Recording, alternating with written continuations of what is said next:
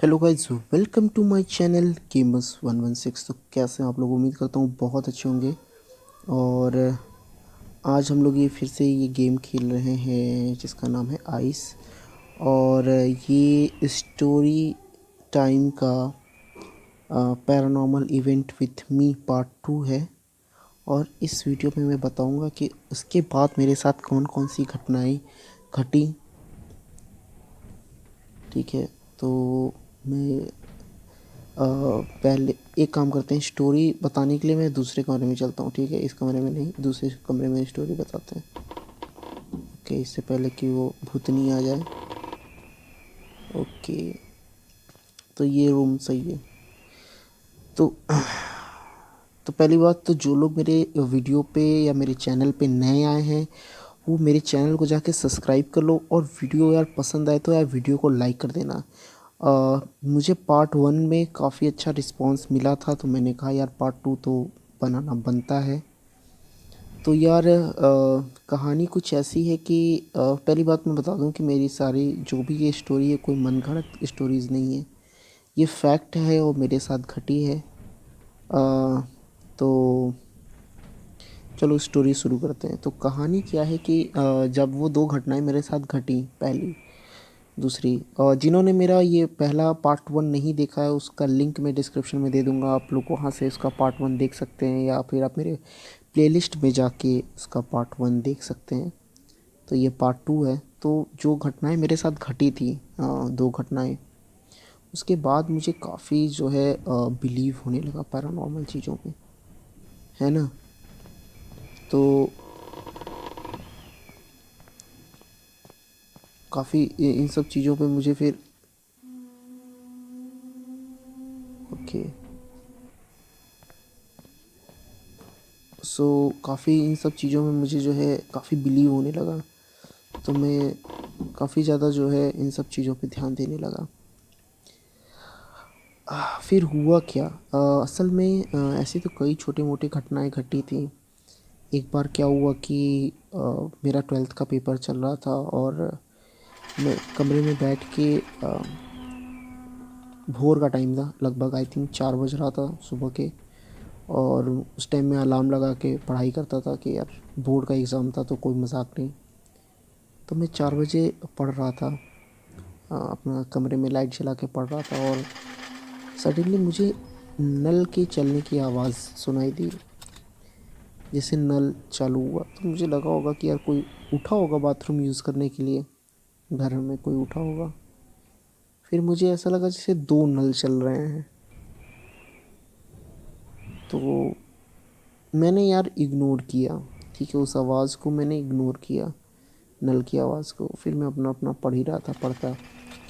तो 4 से 6 हो गया, सुबह हो गई, मतलब रोशनी हो गई काफ़ी, क्योंकि 4 बजे ठंडी का टाइम था तो अंधेरा ही था। तो 6 बजे, सवा 6 बजे रोशनी हुई। तो मैं उठा, बाहर गया। तो मैं देखता हूँ कि वाकई में बाहर के जितने भी नल हैं, आई थिंक मेरे घर में बाहर की तरफ 4 या 5 नल हैं और पांचों नल खुले हुए थे। वो काफ़ी ज़्यादा वियर्ड था वो कि ये सब कैसे हो गया। तो एक उसको फिर मैंने ये चीज़, ये घटना थोड़ी, क्योंकि मैंने इसको, क्योंकि ये भी एक तरीके से तो पॉसिबल नहीं है कि नल अपने आप सारे के सारे नल एक साथ चालू हो जाएं। या कोई क्यों करेगा उठ के, सुबह उठेगा भोर में और वो सारे नल चालू कर देगा और फिर सो जाएगा। तो ये थोड़ी सी इवेंट जो थी नॉर्मल नहीं थी। लेकिन फिर भी मैंने कहा चलो कोई बात नहीं, छोड़ो। तो मैंने उसको इतना ज़्यादा जो है वो पॉइंट नहीं दिया। मेन बात पे आते हैं। मैं ग्रेजुएशन कर रहा था और आई थिंक ये मेरा फर्स्ट ईयर बीत चुका था, सेकंड ईयर था। तो मेरा एक फ्रेंड बन गया था बहुत अच्छा। ठीक है, तो फ्रेंड था वो। मैं इलाहाबाद में रहता था, इलाहाबाद शहर में। तो प्रयागराज नाम है उसका। तो प्रयागराज में मैं रहता था उस समय। तो क्या हुआ कि उसके घर में, जो मेरा फ्रेंड था उसके घर में छत पे एक एटिक कमरा है। ठीक है, ठीक है, एटिक है। तो एटिक पे एक लोहे का दरवाज़ा, एटिक मतलब जो छत पे जिसको बोलते हैं, क्या बोलते हैं, हिंदी में क्या बोलते हैं यार, ध्यान नहीं आ रहा मुझे, वो शब्द नहीं याद आ रहा। तो वो ऊपर छत पे जो कमरा होता है, छत पे जो बना कमरा होता है उसको एटिक कहते हैं। तो उस एटिक कमरे में एक लोहे का दरवाज़ा था, और वो लोहे का दरवाज़ा जैसे लगता था कोई पीट रहा है। तो पहले दिन जब ये हुआ घटना, तो उसके घर वाले सोचे कि कोई भूत, सॉरी भूत नहीं, कोई चोर चोर और आ गया। तो सब लोग डंडा वंडा लेके जो भी अपना दौड़े, कुछ नहीं दिखा। तो उनको लगा होगा कि कोई बच्चा उच्चा होगा, भाई घर में बच्चे भी थे उनके, तो कोई लगा होगा कि ये बच्चा उच्चा होगा। तो कोई इसको चीज़ को नोटिस उतना नहीं किया जो आवाज़ हुई थी दरवाजे की। फिर नेक्स्ट डे फिर वही आवाज़ हुई। फिर ऐसे 2-4 दिन हुआ, आवाज़ लगातार 4 दिन तक आवाज़ आ रही थी।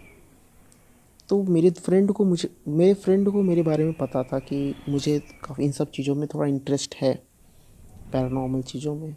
तो कहीं ना कहीं उसको लगने लगा कि कुछ तो पैरानॉर्मल जैसी इवेंट एक्टिविटी है ये, क्योंकि लगभग एक ही टाइम पर शाम के 7:30 बजे दरवाज़ा पीटा जाता था 3 से 4 बार बड़े ज़ोर से।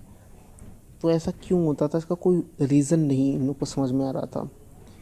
ऊंचा छत था, कोई छत पे चढ़ भी नहीं सकता था, सिर्फ घर का मेंबर ही दरवाजे को पीट सकता था, और कोई ऐसा कर नहीं रहा था।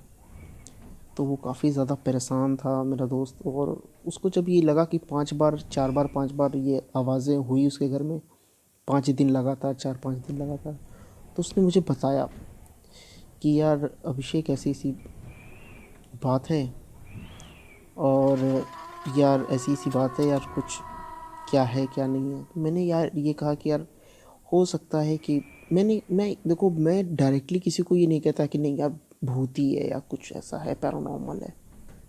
तो मैंने ये कहा कि यार देखो, मैं इसके कुछ बता तो नहीं सकता भाई क्यों रीज़न्स हो रहा है, हो सकता है उसका कोई लॉजिकल रीज़न हो, या कोई कर रहा हो या कुछ हो।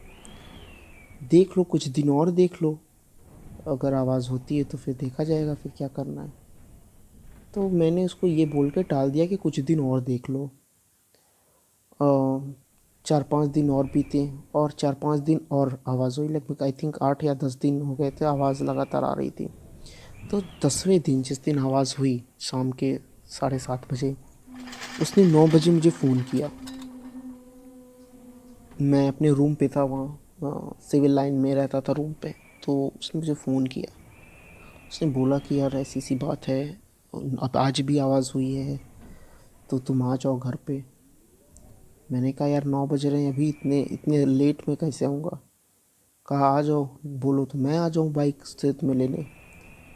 मैंने कहा ठीक है, रुको तुम आओ मत, मैं आ जाऊँगा।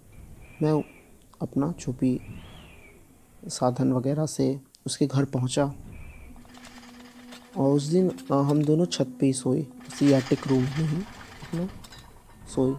कोई आवाज़ नहीं हुई रात भर, कोई आवाज़ नहीं हुई। नेक्स्ट डे मैं जाने लगा, तो उसने मुझे फिर रोका और कहा कि यार एक दिन और रुक जाओ, शाम को वही 7:30 बजे आवाज़ होती है एक ही टाइम पे, तो तुम 7:30 तक तो एटलीस्ट रुको ही। मैंने कहा चलो ठीक है, मैं रुक गया।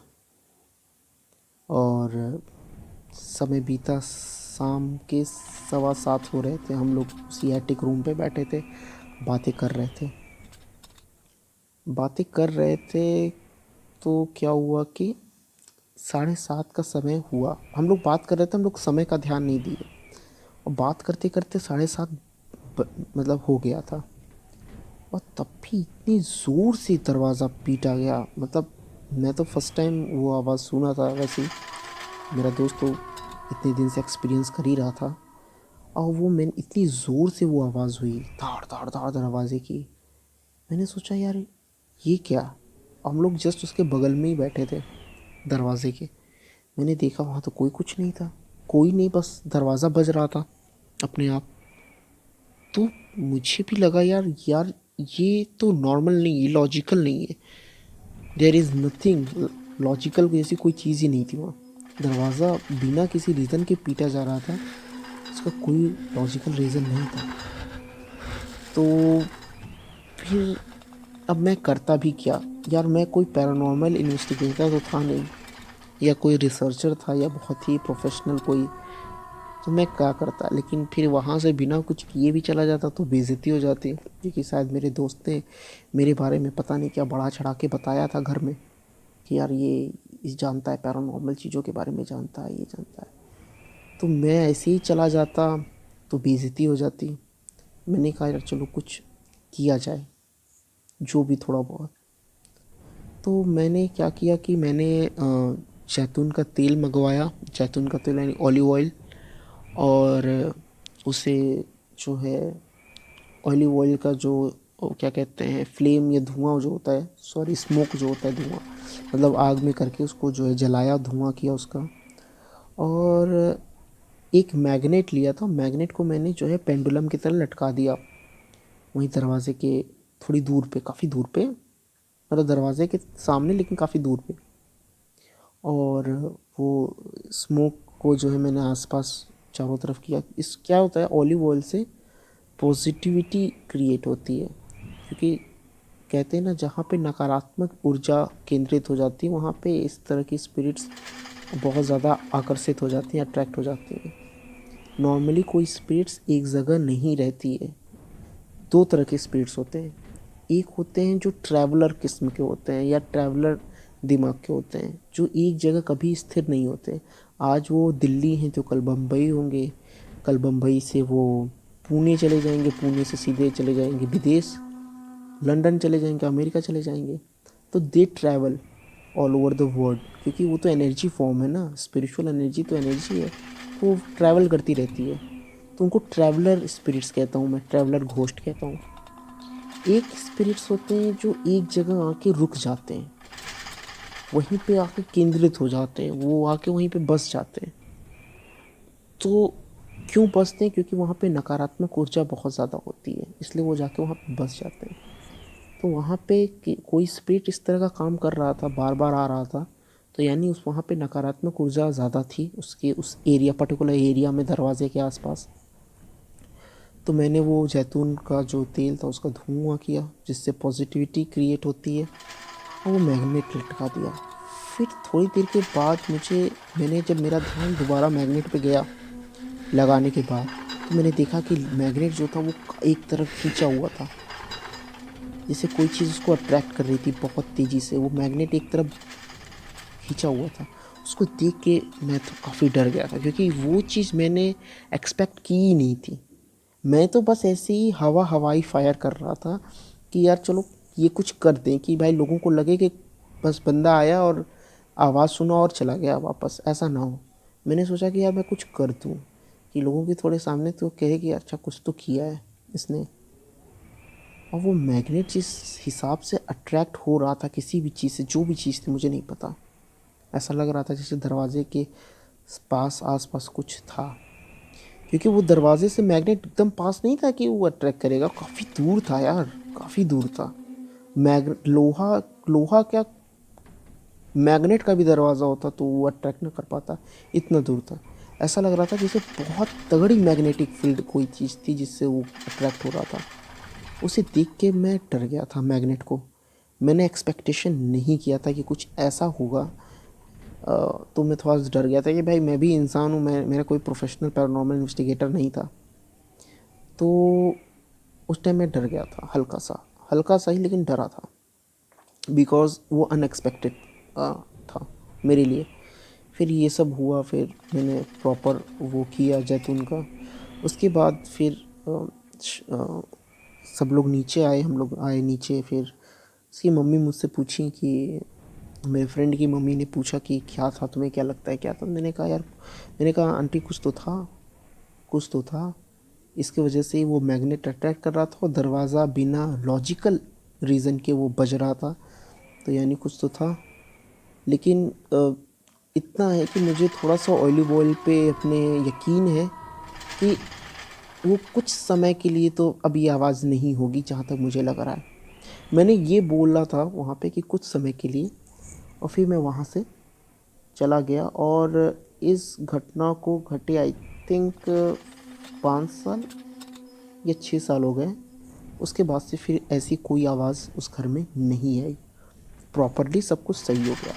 तो वहाँ पे एक तरीके से मेरा जो वो था ना, भौकाल जम गया, क्या बोलते उसको, भौकाल बोलते हैं ना, तो अब भौकाल जम गया लोगों के सामने।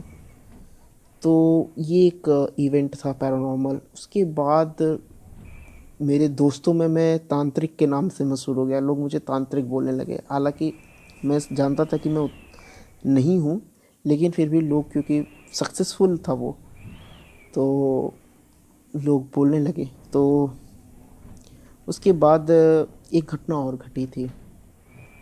अ, उसके ठीक 1 साल बाद आई थिंक, एक मेरे फ्रेंड हैं वो, आपने रेड एंड चीफ तो सुना ही होगा, लेदर शूज़। वहाँ पे एक स्टोर था प्रयागराज में, सिविल लाइन में एक स्टोर था, वहाँ के वो मैनेजर थे, मैनेजर स्टोर के। और उनसे मेरी काफ़ी जान पहचान हो गई थी, आना जाना वहाँ पे था, तो काफ़ी जान पहचान हो गई थी। तो मैंने नोटिस किया, क्योंकि वो बाहर से आए थे, वो प्रयाग तो प्रॉपर प्रयागराज के नहीं थे, वो रेंट पे रहते थे प्रयागराज में, तो बाहर से आए हुए थे वो। तो मैंने नोटिस किया वो काफ़ी दिन से, मतलब उनका चेहरा उतरा उतरा सा है, वो मतलब काफ़ी उदास उदास से रहते हैं। तो मैंने ऐसे ही पूछ दिया उनसे कि क्या बात है, आप बड़े उदास उदास रहते हैं, क्या बात है, आपकी तबीयत नहीं ठीक है क्या? तो उन्होंने मुझसे कहा कि अब आपको क्या बताऊं, आप यकीन नहीं करेंगे, आप यकीन नहीं करेंगे मेरी बात पे। तो मैंने कहा कि क्या ऐसी कोई बात, क्या बताइए, तो मैं यकीन क्यों नहीं करूँगा, बताइए तो अब।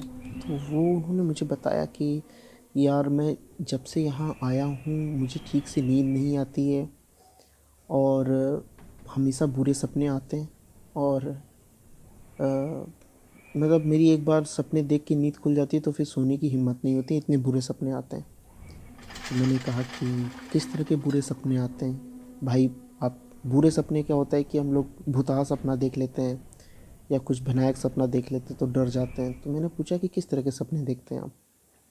तो उन्होंने बताया मुझे कि मैं अपने रिलेटिव्स और अपने जितने जो मेरे सबसे ज़्यादा करीबी हैं, मैं उनके मरने का सपना देखता हूँ। मैं हर दिन, जैसे मेरी वाइफ है उनका मरने का सपना देख लिया, या मेरी मदर है उनके मरने का सपना देख लिया, तो अपने रिलेटिव्स के मरने का सपना देखता रहता हूँ। तो मुझे बहुत, मतलब मैं एकदम परेशान हो गया हूँ।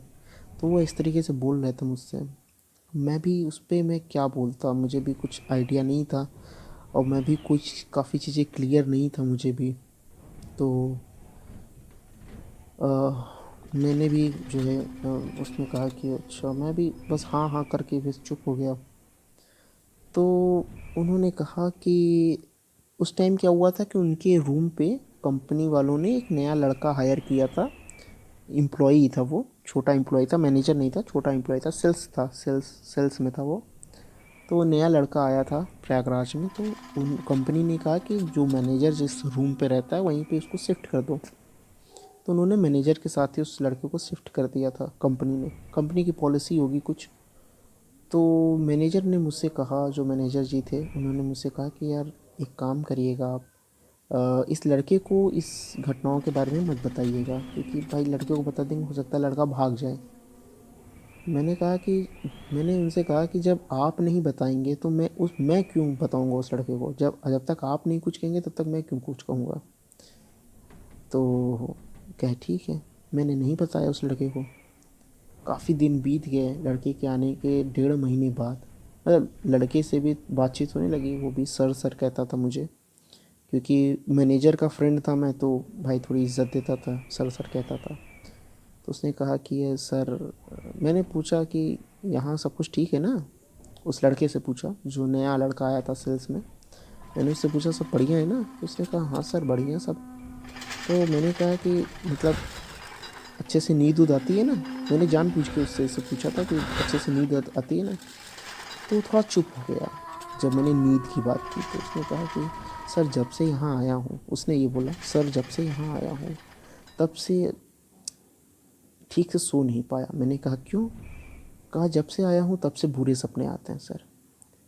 बस इतना सुना, मेरा दिमाग तुरंत स्ट्राइक किया। मैंने कहा अरे, मैं जान गया था किस तरह के बुरे सपने की बात कर रहा है ये। फिर भी मैंने उससे पूछा कि तुम कैसे बुरे सपने आते हैं तुम्हें? तो उसने कहा कि सर अब मेरे तो फादर वैसे ही डेथ हो गई, उसके फादर की डेथ हो गई थी पहले ही। तो क्या कि मेरे फादर तो ऑलरेडी उनकी डेथ हो गई है, और मम्मी हैं, भैया हैं, भाभी हैं। तो कभी भाभी के मरने का सपना देखता हूँ, कभी भैया के, कभी मम्मी के मरने का सपना देखता हूँ। मैंने कहा यार ये, मुझे फिर डाउट हुआ, क्योंकि यार दोनों को एक जैसा सपना आना और दोनों को एक दूसरे के कंडीशन के बारे में ना पता होना, क्योंकि मैनेजर ने तो इस लड़के को कभी कुछ नहीं बताया, तो इसे भी पूरे सपने आ रहे हैं सेम जैसे उनके मैनेजर को आता है, उनको आता था। तो ये मुझे थोड़ा सा डाउट लगा कि यार एक जैसा सपना दोनों को आता है, ये थोड़ा सा डाउटफुल था। विच इज़ लॉजिकल, इसका रीज़न तो मुझे नहीं लगता कुछ, मेरे हिसाब से तो पता नहीं। खैर वो आप बताइएगा कि आपको क्या लगता है, मुझे कमेंट में बताइएगा इस स्टोरी से रिलेटेड। तो मैंने कहा अच्छा, फिर मुझे थोड़ा सा डाउट हुआ था, तो मैंने मैनेजर जी से बताया ये बात कि मैंने उस लड़के से बात की ऐसे ऐसे। तो मैनेजर थोड़े परेशान हो गए, उनको ये लगा कि कहीं लड़का भाग ना जाए। तो मैंने कहा कि मैंने उसको ये नहीं बताया कि आपको भी सपने आते हैं, लड़के को आते हैं सपने, मैंने बस इतने इतना उससे कुछ बताया नहीं। तो क्या ठीक है। तो फिर कहे कि एक काम करिए अभिषेक अभिषेक जी, एक काम करिएगा आप, आप मेरे घर पे आइए, रूम पे। हमने कहा अच्छा। तो कहे ठीक है आप आइए, कुछ बढ़िया बनाया जाएगा, खाना खाया जाएगा साथ में, आप देख भी लीजिएगा, समझ भी लीजिएगा आपको क्या लगता है। मैंने कहा ठीक है भाई, आ जाएंगे, क्या दिक्कत है। मैं वहाँ पे गया उनके रूम पे। एक तो आई थिंक वो पीजी टाइप का उनका था, वहाँ पे कई कमरे थे, कई लोग रेंट पे रहते थे, वो अकेले नहीं रहते थे। और एक दो लोगों से मैंने पूछा, जो लोग वहाँ प्रॉपर पहले से रह रहे थे, उनसे मैंने पूछा कि ऐसे यहाँ पे कुछ है क्या दिक्कत, सपने आते हैं क्या लोगों को। उन्होंने कहा भाई मैं तो यहाँ पे 4 साल से रह रहा हूँ, मुझे तो आज तक कोई सपना नहीं आए। तो मुझे लगा कि अरे, मतलब मुझे लगा कि यार इनको तो कोई सपना नहीं आया, यानी यहाँ पे। तो मुझे लगा कि क्या इन्हीं के कमरे में ही कोई दिक्कत है क्या, प्रॉपर इनके ही कमरे में दिक्कत है क्या। तो रात हो गई, मैं वहाँ पे सोया उनके कमरे पे। तो मैंने भी एक सपना देखा, पर सपने में मैंने किसी को मरते हुए नहीं देखा। मैंने सपने में देखा कि मैं लोगों को मार रहा हूँ, जो मुझे लगता है कि ज़्यादा स्कैरी था कंपेयर टू ये देखने की कि ऐसा नहीं था कि मैं अपने किसी रिलेटिव को मार रहा था, मैं अननोन लोगों को मार रहा हूँ। आई थिंक मैं ऐसे लोगों को जानता ही नहीं था, मैं लोगों को मार रहा हूँ। वो काफ़ी ज़्यादा अलग किस्म का स्कैरी सपना था वो। मैं उठा अगले दिन, ये सब बातें मैंने नहीं बताई किसी को कि मैंने क्या सपने में देखा या सपना देखा कि नहीं देखा, कुछ नहीं बताया मैंने। मॉर्निंग चाय वाय पिया, थोड़ा मुँह धोया, बाल गीले किया, और शीशे की तरफ उनके पास एक प्लास्टिक का, क्योंकि भाई रेंट पे रह रहे हैं तो छोटा सा एक शीशा उनके कमरे में था, वो शीशा मैंने उठाया और कंघी हाथ में लिया और कंघी करने लगा। फिर सडनली क्या हुआ कि मैं कुछ समय के लिए पॉज हो गया। पॉज इन द सेंस कि मतलब प्रॉपर पॉज हो गया, मेरे दिमाग में कुछ नहीं चल रहा था। जब आप पॉज होते हैं, होता है ऐसे नॉर्मली, जब आप कुछ डीप सोचते हैं तो आप थोड़े समय के लिए पॉज हो जाते हैं। आप बस, क्योंकि आपका दिमाग उस चीज़ में चलता है, आप कुछ सोच रहे होते हैं बहुत डीप, तब कुछ गहरी चीज़ें सोच रहे होते हैं, तब आप पॉज हो जाते हैं, वो मैं समझता हूँ। पर मेरे दिमाग में कुछ भी नहीं चल रहा था, मेरा दिमाग प्रॉपर ब्लैंक हो गया था, एकदम खाली, और मैं बस शीशे को देखे जा रहा था। मतलब कॉन्टीन्यूस आई थिंक मैंने 4 मिनट या 5 मिनट तक उस शीशे को मैं बस घूर रहा था। तभी वो लड़का आया वहाँ पे, कहा सर अभी तक कंघी नहीं किया। तो मेरा ध्यान थोड़ा सा टूटा, ध्यान वहाँ से टूटा शीशे से। तो मुझे मैं थोड़े समय के लिए फिर अपने आप से ये सोच रहा था कि यार अभी भी मैंने क्या बेवकूफ़ी की, अभी मैं क्या बेवकूफ़ी कर रहा था। मैं ये अपने आप से बोल रहा था कि मैं अभी बेवकूफ़ी क्या कर रहा था। मतलब मैं कुछ सोच नहीं रहा हूँ, कुछ कर नहीं रहा हूँ, लेकिन पॉज़ हूँ। और मैं सही बताऊँ, मैं इतना पॉज़ हो गया था कि मुझे टाइम का भी अंदाज़ा नहीं था। मुझे टाइम का अंदाज़ा कैसे हुआ कि जब मैं कंघी करने जा रहा था तो वो लड़का बर्तन धो रहा था। वो जो लड़का था, जो हम लोग कल डिनर किए थे वहाँ पे, वो सारे जो बर्तन थे उसको वो धो रहा था, धोने जा रहा था या धो रहा था, स्टार्टिंग किया था धोने की, बर्तन धो रहा था वो। और वो धो के अंदर आ गया और उसने मुझे टोका, तब मेरा ध्यान टूटा। तो आई थिंक वो 5 मिनट्स तो बीत गए थे शीशे में ध्यान मेरा जो, मैं 5 मिनट के लिए आउट हो गया था। मुझे टाइम का एकदम अंदाज़ा नहीं था कि इतना समय बीता था। तो ये मेरे लिए काफ़ी मतलब अलग किस्म का अनुभव था कि मेरा दिमाग एक तरीके से आउट हो गया था। मतलब जैसे मेरा खुद का कंट्रोल है ही नहीं दिमाग पे, इस तरह का हाल हो गया था। मुझे शीशे में तुरंत डाउट हुआ, पता नहीं क्यों, लेकिन मुझे शीशे में डाउट हुआ। तो मैंने उस लड़के से पूछा कि ये बताओ, ये शीशा कब आया है, ये शीशा किसने लिया, ये किसका शीशा है। तो उसने कहा कि सर जब से मैं आया हूँ तब से मैनेजर साहब के पास ये शीशा देख रहा हूँ, ये उन्हीं का शीशा है, वो वही जानते हैं कब लिए, वो क्या है, कहाँ से लाए। मैंने कहा अच्छा। फिर मैंने मैनेजर जो थे वो उस टाइम, क्योंकि वो मॉर्निंग में ही शिफ्ट था उनका, वो चले गए थे स्टोर पे। लड़के को बाद में जाना था, बर्तन वर्तन धो के जाता वो स्टोर पे जॉब करने। तो वो पहले ही से चले गए थे। मैंने उनको फ़ोन किया, मैंने उनसे पूछा कि ये बताइए कि ये शीशा जो छोटा सा है ये आपका कब आपने लिया था। उन्होंने मुझसे कहा कि यार जब मैं इलाहाबाद में शिफ्ट हो रहा था प्रयागराज में, तो यहीं से सारे घरेलू सामान ख़रीदा था, तो शीशा भी मैंने यहीं से ख़रीदा है।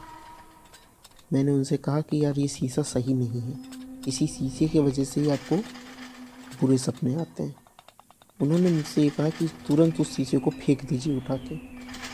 मैंने कहा इसको फेंकिए मत, कपड़े में बांधिए, उसको कहीं दूर जाके छोड़ दीजिए। और उस शीशे को हम लोग कहीं दूर जाके, बहुत दूर हटा दिए उस शीशे को। अब शीशे में क्या दिक्कत थी, आप लोग ये सोचेंगे कि यार शीशे में क्या दिक्कत थी। यार मैं आपको बता दूं कि कई ऐसी चीज़ें होती हैं जो पोर्टल का काम करती हैं, यानी उस दुनिया की और इस दुनिया के दरवाजे का काम करती हैं, यानी उस दुनिया को इस दुनिया से जोड़ती हैं। यानी वो शीशा, मैं सारे शीशे नहीं ऐसे होते हैं, सारे शीशे नहीं होते, कुछ शीशे एक तरीके से समझ लीजिए कर्स्ड मिरर, श्रापित शीशे जो होते हैं, जो ऐसी ताकत अपने अंदर रखते हैं कि वो पोर्टल का काम कर सके। तो कुछ ऐसे शीशे होते हैं जो उस दुनिया से इस दुनिया में आने जाने का रास्ता बनाते हैं। तो मुझे ऐसा लगता है कि कोई ऐसा स्पिरिट था जो शीशे के थ्रू आता था, इनको बुरे सपने दिखाता था और फिर वो वापस चला जाता था। ऐसा मुझे लग रहा है, उस शीशे के थ्रू वापस चला जाता था। क्योंकि अगर वहाँ पे कुछ ऐसा हॉन्टेड होता तो वहाँ पे आग अगल बगल जो भी कमरे हैं, जो भी लोग रहते हैं, उनके साथ भी ऐसा अनुभव होता, लेकिन सिर्फ इनके साथ ही होता था। और वो शीशे ने जिस तरीके से मुझे आउट किया था, उस हिसाब से मुझे लगा कि वो शीशा सही नहीं है। और फिर जब से वो शीशा हट गया, तब से फिर सब कुछ सही हो गया। फिर तब से सब कुछ सही हो गया। मैं आपको बता दूं, ऐसे कई तरह के हॉरर गेम्स होते हैं, जैसे कि आपने सुना होगा ब्लडी मैरी लोग करते हैं बाथरूम में जाके, ये सब काम ब्लडी मैरी वाला। एक आता है आपका चार्ली चार्ली वाला, जिसमें पेंसिल से करके आप बात करते हैं। और एक एलिवेटर गेम होता है, और जिसमें कुछ ऐसे नंबर होते हैं जिसको जिसको दबा देंगे तो वो एलिवेटर आपको किसी और ही दुनिया में ले जाएगा, स्पिरिचुअल वर्ल्ड में ले जाएगा। इस तरह के कई गेम होते हैं।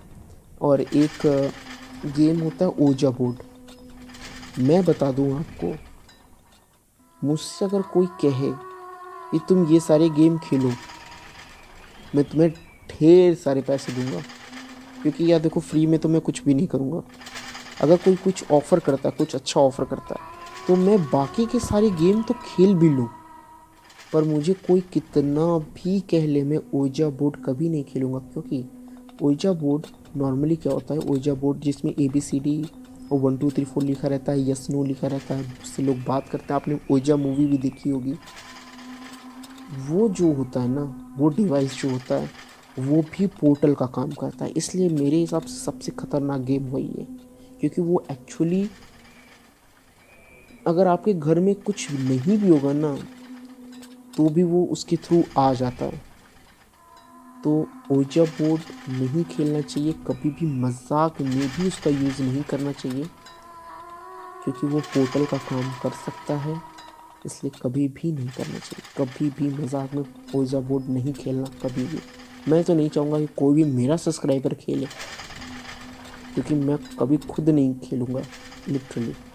क्योंकि ये सारी देखो, ठीक है वो अलग बात है कि आप डरते हैं कि नहीं डरते हैं, वो अलग चीज़ है, लेकिन स्पिरिचुअल एनर्जी से आप पंगे नहीं ले सकते, क्योंकि कुछ ऐसे कंडीशंस या कुछ ऐसी सर्कमस्टांस या कुछ ऐसे माहौल क्रिएट हो सकती है, ऐसी सिचुएशंस क्रिएट होते हैं जिसको आप हैंडल नहीं कर सकते। तो इस इन सब चीज़ों से जितना अच्छा है दूर रहो, वही ठीक है।